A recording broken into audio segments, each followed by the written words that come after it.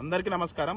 ఆంధ్రప్రదేశ్లో 10-15 జెడ్పీటీ స్థానాలు ఖాళీగా ఉన్నప్పటికీ కూడా కేవలం కడపలో ఉండేటటువంటి 2 జెడ్పీటీ స్థానాలకు మాత్రమే ఎలక్షన్ పెడుతున్నారు. ఇక్కడ ప్రతిపక్షాన్ని బలహీనపరచాలి, జగన్మోహన్ రెడ్డి గారిని ఏం బలం లేదని చూపించాలనేటువంటి ఉద్దేశంతో పోలీసులు ఇక్కడ మోహరించారు.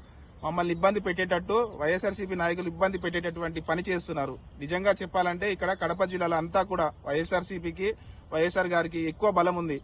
ఈ ఒంటిమిట్టలో మరీ ముఖ్యంగా మేము మా నాయకులందరం కూడా ప్రతి పల్లెల్లో పర్యటించాము. ఎక్కడికి పోయినా కూడా ప్రజలు మాకు జగన్మోహన్ రెడ్డి గారు ఉన్నప్పుడు ప్రతి పథకం అందింది, కానీ ఇప్పుడు ఏ పథకం సరిగ్గా అందడం లేదు అనేటటువంటి భావన క్లియర్ గా కనిపిస్తా ఉంది.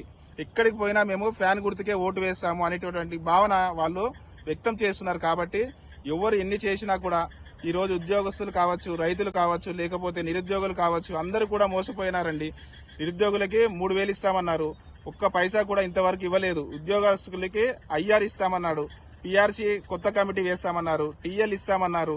ఏది కూడా ఒక్కటి కూడా 14 నెలల కాలమైంది కూడా వాళ్ళు మోసం చేశారు. తర్వాత మహిళలకు కూడా 1500 అందరికీ కూడా ఇస్తామని చెప్పినారు, వాళ్ళకు కూడా మోసం చేశారు. అన్ని వర్గాల వారికి కూడా ఈ రోజు మోసం జరిగింది. కాబట్టి వాళ్ళు తప్పనిసరిగా ఈ రోజు ఒంటిమిట్టలో కావచ్చు లేదా పులివెందుల్లో కావచ్చు తప్పనిసరిగా అత్యధిక మెజారిటీతో ఈ రోజు వైసీపీ అభ్యర్థులను గెలిపించబోతున్నారని చెప్పి నేను కోరుకుంటున్నాను. ఇట్లా మీ పి కోటేశ్వరరావు, కందుకూరు నియోజకవర్గం, నెల్లూరు.